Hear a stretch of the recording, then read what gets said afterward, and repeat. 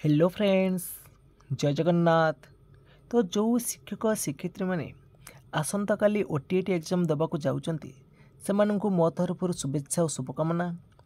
तो आज ये क्लास रे हम डिस्कशन करबा गणित पेडागोजी मोस्ट इंपोर्टेंट किछि प्रश्न जहाँकि आपण मानंकु आगामी ओटीईटी एग्जाम पई बहुत हेल्पफुल करिवो। जदि आपण मानंकु ए भिडियोटी भलो लागिवो निश्चित भाव में लाइक करेंगे, कमेंट करेंगे, ता सहित शेयर मध्य करेंगे एवं जो मैंने कि चैनल को प्रथम थर पर विजिट करुवे चैनल को सब्सक्राइब कर रखिए। तो चलतु डेरी न करी आज भिडियोटी को आरंभ करिबा।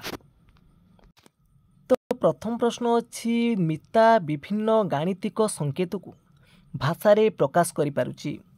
यह गणित शिक्षादानर क्यों उद्देश्य सूचाउची। मिता विभिन्न गाणितिक संकेत को भाषा रे प्रकाश करि पारुची। धरा जो आपण मानकर देछि 3x से लिखी ये कौन करुँची सी ना एक्स तीन गुण बोली से प्रकाश करि पारुची। ताले से गणितर क्यों उद्देश्य सूचौची। गाणितिक ज्ञान और धारणा आहरण करिछि ना गाणितिक ज्ञानर अवबोधन ना गाणितिक ज्ञानर प्रयोग ना गाणितिक कौशल हासिल। तो सठिक उत्तर आसबे एठी कौन ना से गाणितिक ज्ञानर अवबोधन होइछि। तो बी ऑप्शन एठी राइट हम। तो परवर्ती प्रश्न अच्छी जड़े पिला एक गाणितिक समस्यार तथ्य गुड़ी को एकत्रित करी तार सफल समाधान करि पारुची। यह केउं पद्धति करा जाए। जड़े पिला एक गाणितिक समस्यार तथ्य गुड़ी को एकत्रित करी तार सफल समाधान करुची। यह केउं पद्धति विश्लेषण ना संश्लेषण ना आरोह ना अवरोह। देखंतु विश्लेषण पद्धति रे से तथ्य गुड़ी को भाग करिवो।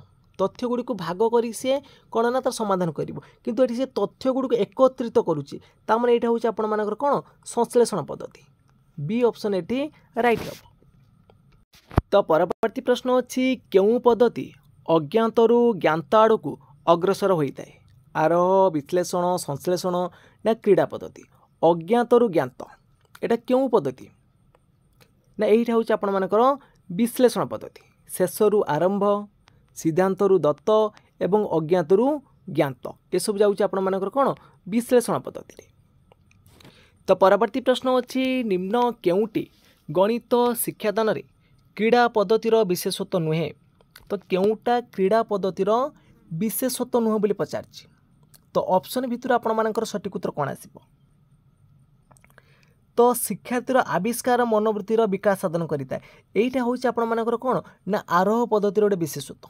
एटा क्रीड़ा पद्धति जीवनी। तो बाकी गुड़ी जो ऑप्शन गुड़ी अच्छी ए सब आपर क्रीड़ा पद्धतिर गोटे गोटे विशेषत्व। तो परवर्ती प्रश्न देछि केउं गाणितिक कौशल पिला प्राथमिक स्तर रे हासिल करि परिबो नाही। घंटा देखी समय कहिबा ना चित्र और आकृतिर रंग देबा ना टंका पैसार सटीक हिसाब करिबा ना विभिन्न प्रकार चतुर्भुज अंकन करिबा। केउं गाणितिक कौशल पिला प्राथमिक स्तर रे हासिल करि परिबो नाही। तो सठिक उत्तर कौन आसिबो ना विभिन्न प्रकार चतुर्भुज अंकन करिबा। तो परवर्ती प्रश्न अछि तो केउटा गणित पाठ्यपुस्तकर एक विशेष लक्षण।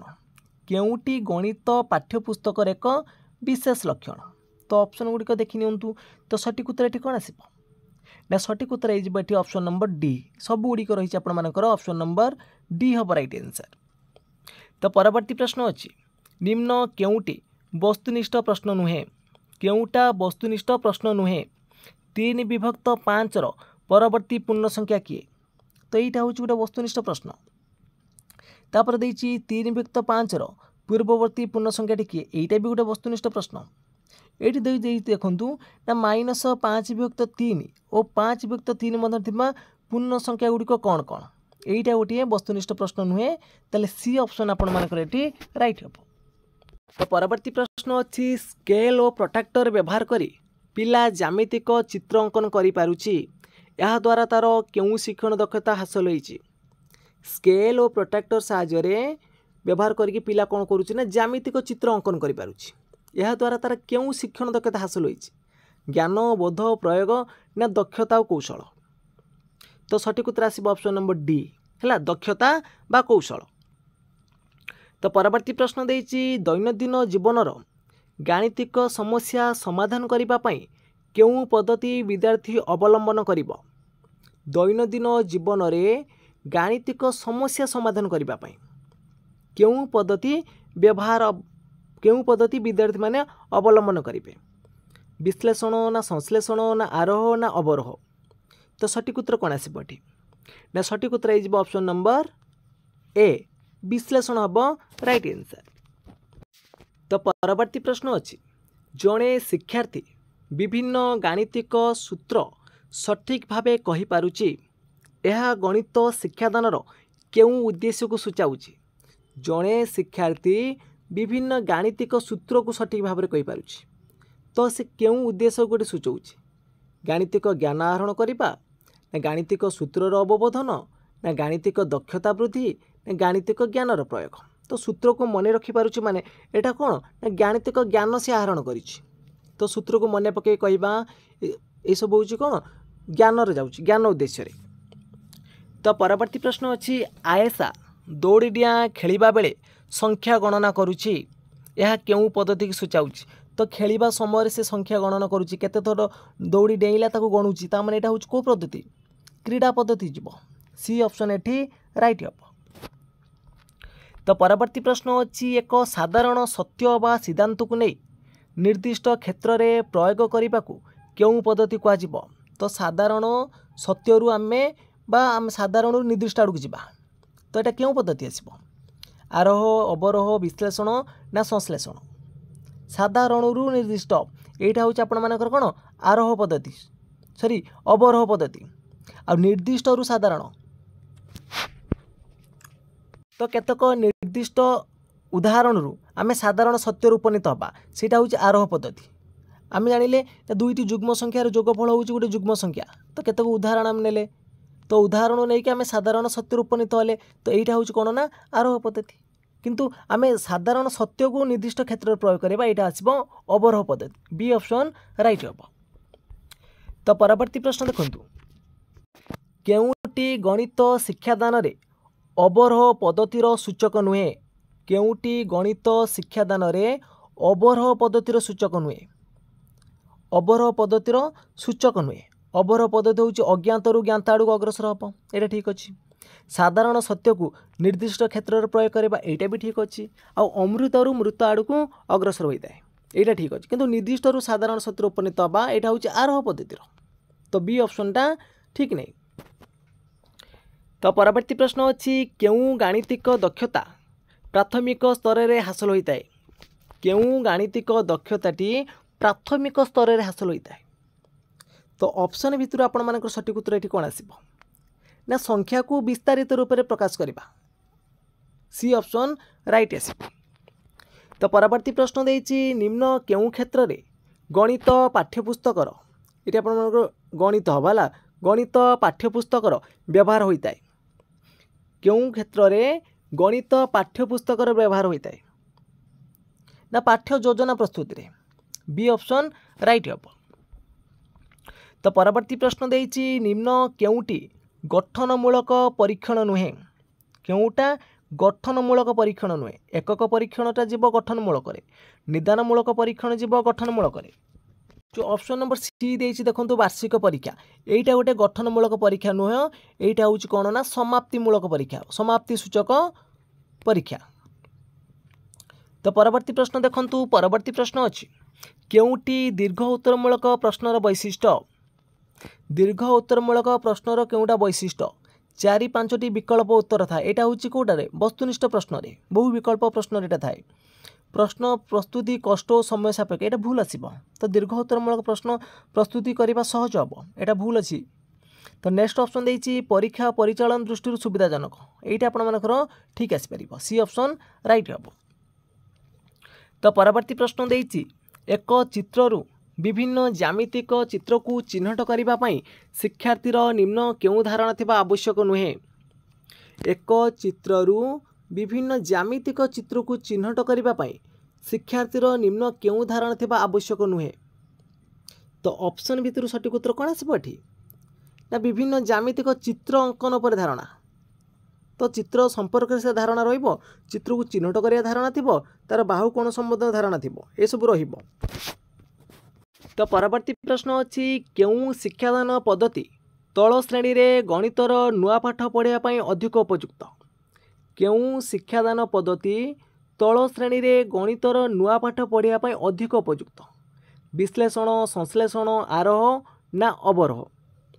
तो सठिक उत्तर आसबे आपण मानकर ऑप्शन नंबर डी अवरोह पद्धति।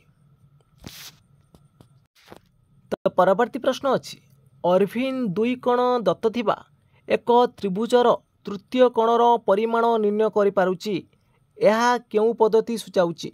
देखंतु एटा धर आपण गोटे त्रिभुज देइछि गोटे कोण परिमाण देइछि 40 डिग्री आ गोटे कोण परिमाण देइछि 60 डिग्री। तो दुईटा कोण दत्त अच्छी सेठी तृतीय कोणटा निर्णय करि पारुची ता माने 40 मिश्रण 60 कर देला 100 तो 100 माइनस कर दउची 100 हेउची ताले एठी से कोउ पद्धति सूचाउची आरोह ना अवरोह ना विश्लेषण ना संश्लेषण। एठी कोण करूची से सूत्र जानिछि कौन ना आम आरोह पद्धति आम जानिले कौन त्रिभुजर तीन कोणर परिमाणर समष्टि हूँ 180 डिग्री आम विभिन्न त्रिभुज अंकन करके कोण गुड़िक मापी देखिले त्रिभुजर तीन कोणर परिमाण समष्टि हूँ 180 डिग्री। एठी से डायरेक्ट सूत्र को प्रयोग कला दुईटा कोण जानी तो तृतीय कोण नहीं से बाहर करदेला ताले एटा हूँ कौन अवरोह पद्धति। तो परवर्ती प्रश्न अच्छी विभिन्न प्रकार केतक दृष्टांत साहाय्य एक साधारण सत्य उपनीत होगाकू केउं पद्धति कहुब विभिन्न प्रकार केतक दृष्टांतरू एक साधारण सत्य उपनीत होगाकू केउं पद्धति कहुब यहाँ हम आरोह पद्धति।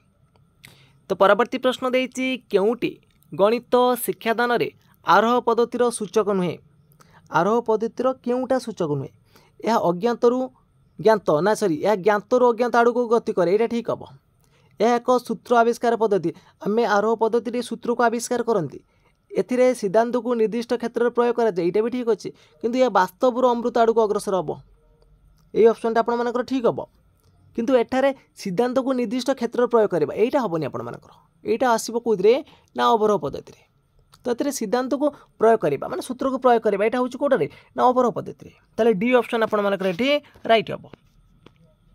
तो परवर्ती प्रश्न अच्छी गणित पाठ्यपुस्तकर व्यवहार क्यों मान करिथांती शिक्षक करेंगे शिक्षार्थी करेंगे अभिभावक करेंगे ताले उपरोक्त समस्त। परवर्ती प्रश्न अच्छी निम्न केउटी गठनमूलक परीक्षण अटे केउटा गठनमूलक परीक्षण अटे। तो जो वार्षिक आउ षाण्मासिक यही दुईटा हूँ समाप्ति सूचक परीक्षण आउ स्थान निर्णायक परीक्षण हूँ व्यवस्थान रे किंतु एकक परीक्षणटा हूँ गोटे गठनमूलक परीक्षण। तो परवर्ती प्रश्न अच्छी निम्न केउटी वस्तुनिष्ठ प्रश्न संपर्कित अटे केउटा वस्तुनिष्ठ प्रश्न संपर्कित अटे। देखो वस्तुनिष्ठ प्रश्न रहा हूँ कौन ताकू तैयारी करने कष्ट और समय सापेक्ष यहाँ ठीक हम तो ये ऑप्शन आपण ठीक अच्छे।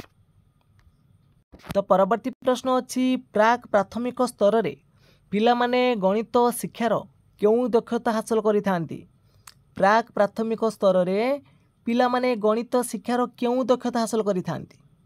तो सठिक उत्तर ये कौन आसो ना सठिक उत्तर ये ऑप्शन नंबर बी देखो ज्यामितिक चित्र चिन्हटीकरण चित्र गुड़िक चिन्हट करी कौटा त्रिभुज अच्छी कौटा वर्ग चित्र अच्छी कौटा आयत चित्र अच्छी तो ये बी ऑप्शन ठीक हम। तो परवर्ती प्रश्न अच्छी मनरे जुक्तियुक्तता अभ्यासर मार्ग गणित प्रतिष्ठित करिथाए किए याकू कहिथिले मनरे जुक्तियुक्तता अभ्यासर मार्ग गणित प्रतिष्ठित करिथाए किए याकू कहिथिले केल्विन थॉमस लके ना बेकन। तो सठिक उत्तर आसब ये आपण मानकर ऑप्शन नंबर सी आसब लके कहिथिले कथा। तो परवर्ती प्रश्न देइछि गणित शिक्षादान रे अवरोही पद्धतिर व्यवहार करिबा पई केउं नीति अवलंबन करा जाय थाए गणित शिक्षादान रे अवरोही पद्धति व्यवहार करिबा पई केउं नीति अवलंबन करा जाय।